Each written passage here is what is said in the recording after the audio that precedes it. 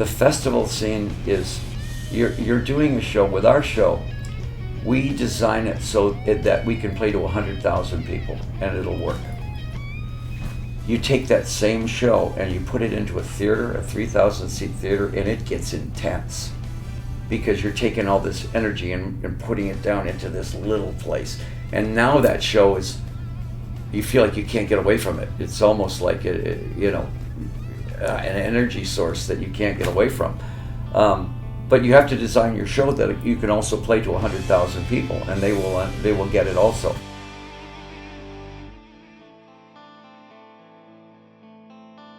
If our band is not having fun, then the audience isn't going to have fun. The people I work with are handpicked.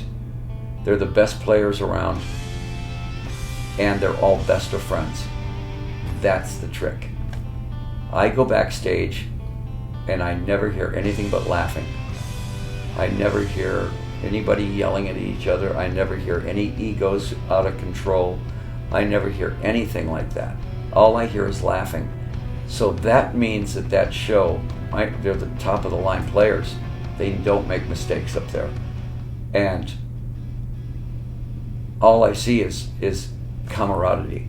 And that makes for a tight show. And that makes it fun. So, I mean, we go backstage, I go, did you just see what happened out there? You know, so that means that we're having fun. The audience is having fun. We don't ever drop something on the audience and to make them go, oh, I want them to be involved. If you're in the first 20 rows, there's souvenirs coming off the stage. There's canes. There's, necklaces. There's everything. Everything flies off that stage, and people are grabbing all these great, things. I want the audience part of the show. If you're in the first 20 rows, you are in the show.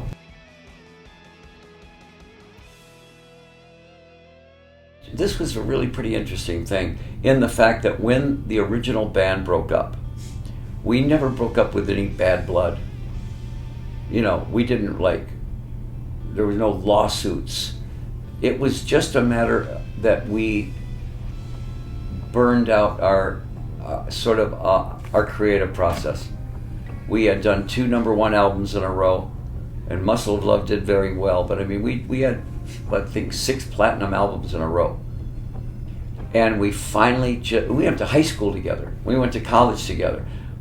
We starved together in LA. We finally made it. We were never out of sight of each other for 7, 8, 10 years. And I think we finally got to that point of just going, the creative process is burned out. And everybody kind of went their own way. Mike wanted to make an album, Dennis wanted to make an album, Neal wanted to make an album, and I did. I was thinking about Welcome to My Nightmare. And I went ahead with Bob and did that album. But we never broke up with any bad blood. Neal and Dennis and I always stayed in touch. Mike kind of disappeared for a while. Glenn passed away, our lead guitar player, who was sort of our Keith Richards. He was sort of, the guy that was the salt of the earth of the band. Neal called me up in Phoenix and he says, hey, I've got a couple of songs. And I went, okay, let's hear them. And I listened to him. We worked on them for a few days, and he says, hey, Mike's coming into town. Oh, bring him over. So we ended up writing for a week at my house. Dennis called up and says, I got a couple songs. And in the end, I said, hey, let's put it all together. Put the original band in there, in the studio. And when you hear it on the record, it just fits right in.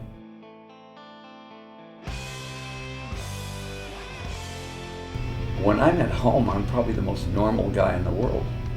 I've got grandkids, I got kids, I'm dad. I'm very, very homebody when it comes to that. And maybe that's why Alice is really good on stage, because when I get to play him, then I get to be just the opposite of what my normal life is. I think if you were to see the biggest stars in the world at home with a family, we're pretty much like everybody else. But when we get on stage or when we get into our element, when I get to play Alice, you wouldn't recognize me as being a dad or a golfer. You know, if you put golf clubs on Alice's stage, you would think there were weapons. You know, Alice hates golf. Alice is a very consistent character. I don't know where his anger comes from, but I know it's there. And I think that's what gets the audience excited about him, is the fact that he comes out there, and you'll never ever see Alice go out there with the attitude of, gosh, I hope you like us tonight. It's really great to be here. Alice goes, come here. He's a dominatrix, and they're the trick, as far as he's concerned.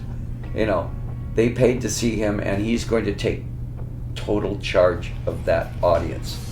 And when the show's over, he'll let them go. But not until the show's over. I mean, that's what makes it fun.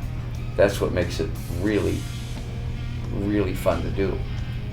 I think the audience wants to be taken. They don't want to be, you know, there's certain artists that you want to be like that. But you certainly don't want Alice to be soft at all.